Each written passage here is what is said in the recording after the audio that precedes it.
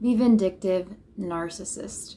The word I would use to describe this person is reptilian, to be honest with you. They seem so cold-blooded. They are so cold-blooded and without any genuine feeling for people and their desire to inflict pain, destroy their former spouses and girlfriends and boyfriends. It seems inhuman, snake-like, and at the same time, I feel that I do understand their psychology and what drives them. As a follow-up to one of my last videos, I thought I'd provide a psychological portrait of the vindictive narcissist, making use of the concepts of projection and shame according to my particular views and the narcissistic defenses against it.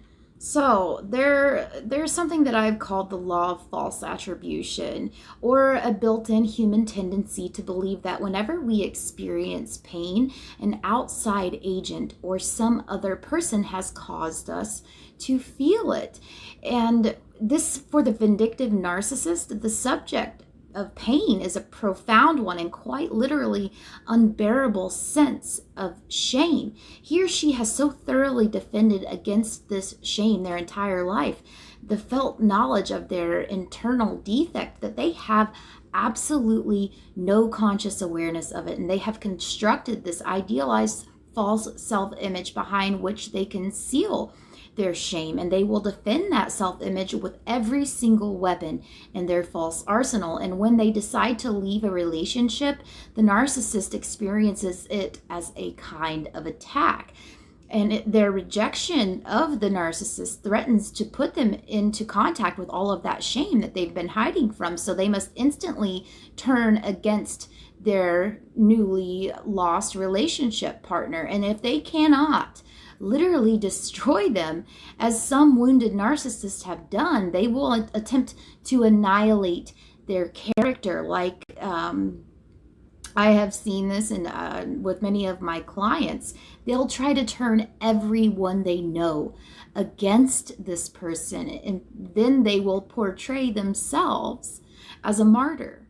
The degree of viciousness and the unrelenting pursuit of revenge is at a truly toxic level of shame that this has to happen. And it doesn't take much with a vindictive narcissist. And you don't even have to have been in a relationship with these people. These people, I mean, they're online, they're everywhere, and it's so unbearable for them that they must instantly respond with a counter assault to any person that's threatening them, threatening their ego, not agreeing with their opinion, or if they don't agree with somebody else's opinion.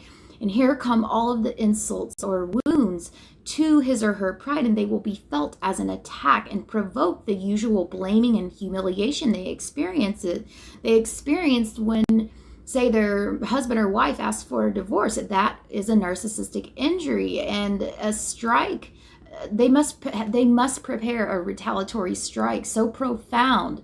It's of nuclear proportions, and most people who go through a breakup, they feel some degree of shame and some sense of failure, and that's normal. But to a vindictive narcissist, it is 1,000-fold. That pain is felt as an attack.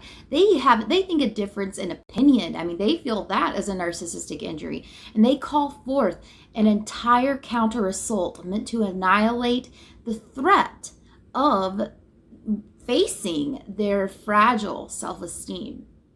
If you've ever felt hurt, humiliated by someone that you know, and then entertained someone you know, and then entertained fantasies of revenge, imagining that you would show a person up or triumph over them, then you can kind of understand to a degree what the vindictive narcissist experiences on a continual basis. And they, unlike you and I, they cannot tolerate such painful humiliation, not even for a second. And revenge fantasies are not enough for them. They're experiencing the continuing reality, this continual threat, a continual assault upon their idealized self-image, and as a result, their defenses remain on continual alert at the least provocation. that this happens. And whenever some shame threatens to emerge from the provocation, they will viciously lash out like a snake assaulting its prey. Vindictive narcissists, they're not limited to vengeful ex-husbands or ex-wives or girlfriends or boyfriends or friends or whatever. And since people have almost no interest, these people have no interest or the capacity for change, the best thing that you can do is stay clear of them in the way you would avoid a snake if it crossed your path. And unfortunately, some narcissists, they're so charming, and having learned how to manipulate people to evoke the desire for sympathy, we can't escape the narcissist because of that sometimes. And then when escape is impossible in life, the most you can do is set very firm limits and boundaries and try not to inflict unnecessary narcissistic injuries upon them, because it will only come back to haunt you. My name is Sara Ann Brown, and this is Narcissistic Abuse 101.